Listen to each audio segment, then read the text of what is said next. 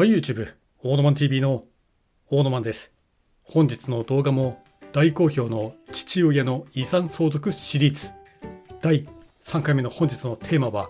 葬儀会社についてです。そうそう、今回実際にあった湯鑑の時のびっくりエピソードがありまして、湯鑑を行う人のことを湯鑑師と呼んだりしますが、今回は湯鑑師が女性だったんですよ。私のこれまでの経験の中では女性の湯鑑師は初めてです。その人は布団に寝ている私の親父を掛け布団を剥がさずに、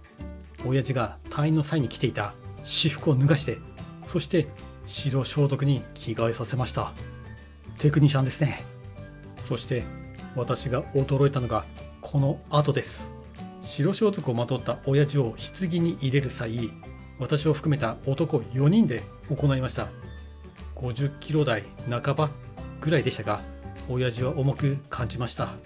そして次に親父が入った棺をキャスター付きの台に乗せる際、なんとその女性湯鑑師と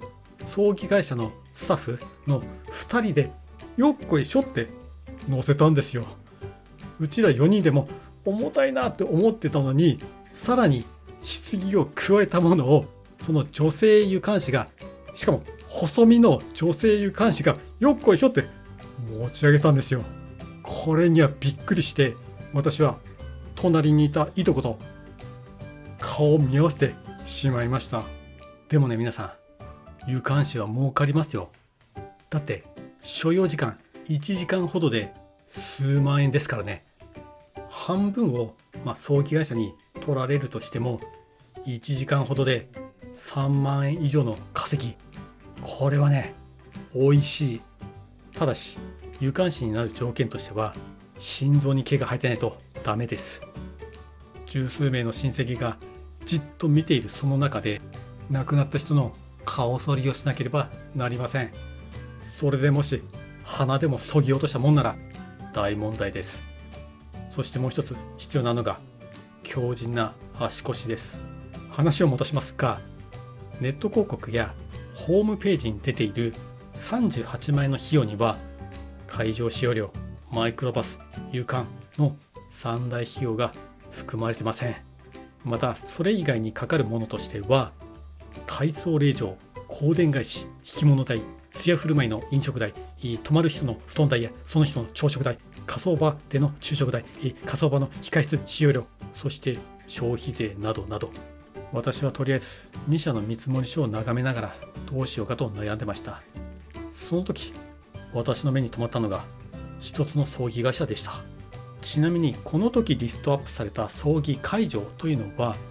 家族葬のなんとかみたいな自前ホールを持つ小規模な葬儀会社も加わってました。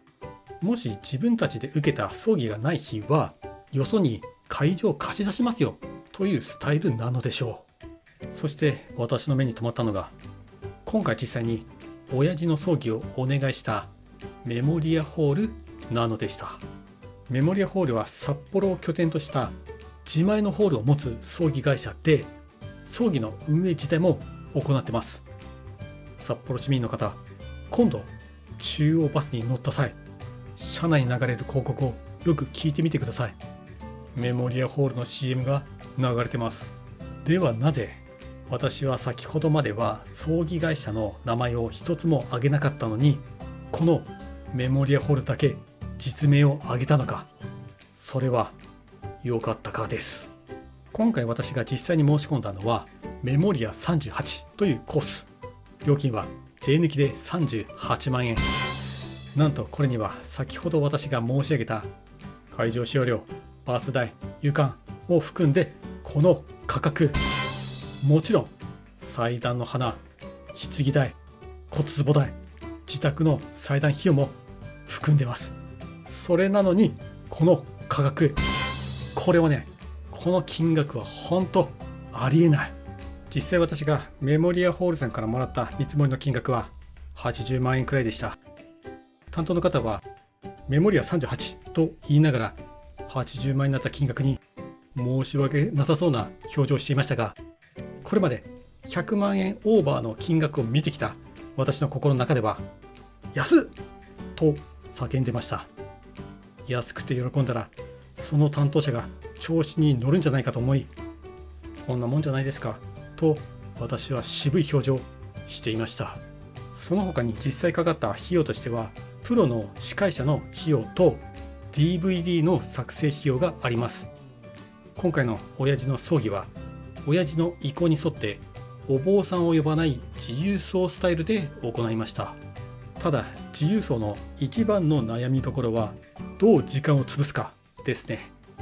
一般的な葬儀であればお坊さんのお経と説教で30分くらいの時間が潰れます。そこで必要となるのがプロの司会の方です。もちろん葬儀会社の人も司会進行できますが、自由葬の場合はやはりプロの司会が必要ですね。ほんと今回の人は良かった。言葉の表現、肉付けがとにかくうまかった。1日目の偲ぶ会の始まる1時間くらい前にそのプロの司会の人と事前の打ち合わせを行うんですけども、葬儀中のイベントの提案も向こうからしてくれたりと、本当あっぱれですわ。あと自由葬に必要なのが思い出 DVD ですね。個人はこんな人生を過ごしてきましたよってあれですね。親父が亡くなったその日か翌日かは忘れましたが、写真屋さんが私の自宅にやってきました。私は親父のパソコンの中にあった写真データを30枚ほど写真屋さんに渡して10分ほどの思い出 DVD を作ってもらいました。今回は USB メモリースティックに写真データを入れて渡しましたが、もちろん紙の写真でも大丈夫だと思います。あなたは自称 YouTuber なんだから自分で DVD 作ってもいいんじゃないのと皆さんは思うかもしれません。実際私は5年前の母親の葬儀の時は私が思い出映像を作りました。泣きながら。でもこれね、ほんと結構辛いんですよ。ほんと泣きながら前回は作りました。それに今回その DVD 作成料金も安かったのでお任せしました。ほんとね、メモリアホールさんはプロの司会料金も DVD 作成料金も先ほどの2社の約半額。一つ見積もりで私がって思ったのが、最初の2社の見積もりにはオプションで防水シートが記載されてたんですよ。でもメモリアホールさんの見積もりにはそれがなかったんですよ。ちなみに防水シートがなぜ必要なのか、個人の体からいろんな液体が出てきて寝ている布団を汚すかもしれないから。防水シート代で1万円、さらにその使った布団の焼却費用で1万5,000円。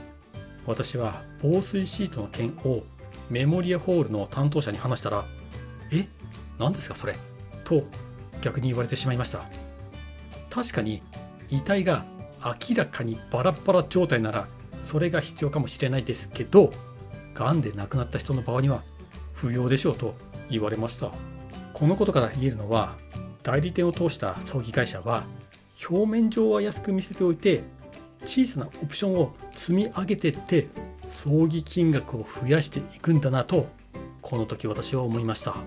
そうそう、さらにメモリアホールの良いところは食べ物の出前が OK なところです。主に通夜振る舞いの料理ですね。初めに見積もりした2社は外部の出前がダメでした。食中毒がなんとかこんとかとか言ってました。でも親父が亡くなったのは真冬ですけどね。ところがメモリアホールはメインの料理を頼んでくれれば出前のお寿司を追加してもいいと言うんですよ。それなので私はご飯物が弱かったので銀の皿の出前を取りました。これまで全てが良いメモリアホールさんではありましたが、欠点を一つだけ挙げるとしたら建物が新しくないということではないでしょうか。それなりに年季と古さを感じさせる場合があります。でも葬儀会場にはお風呂もついてますしお湯も出ます。料金のことを考えたら札幌市民はメモリアホールで十分だと思います。また葬儀プランは今回のメモリア38の他にメモリア15やメモリア55などもあります。この動画をご覧になって、もしご自身や親の葬儀の見積もりの件で実際にメモリアホールに行った際には、大野湾の YouTube を見てきましたと担当者に伝えてください。え、誰ですかと言われると思います。でも YouTube を見て来てくれたことに対しては、担当者はきっと喜んでくれると思います。そしてここからが大事です。この動画をご覧のメモリアホールの関係者の方、もし私の動画経由で葬儀を行った際には、紹介料として1件につき5000円の紹介手数料を私にください。マジで。そうそう、今回の葬儀費用の残金はどうしたのかというと、一応この家の修繕費用として保管してあります。私の生活費としては使いません。多分長々となりましたが、本日の動画は以上です。一般的には葬儀会社を選ぶ状況というのは冷静な判断のできない時でしょう。だからこそ日頃から準備しておくことを私は勧めます。そしてメモリアホールさん、紹介料よろしく。ということで、こんな無職の男に興味のある方はぜひチャンネルの登録をお願いいたします。それでは皆さん、バイバイ。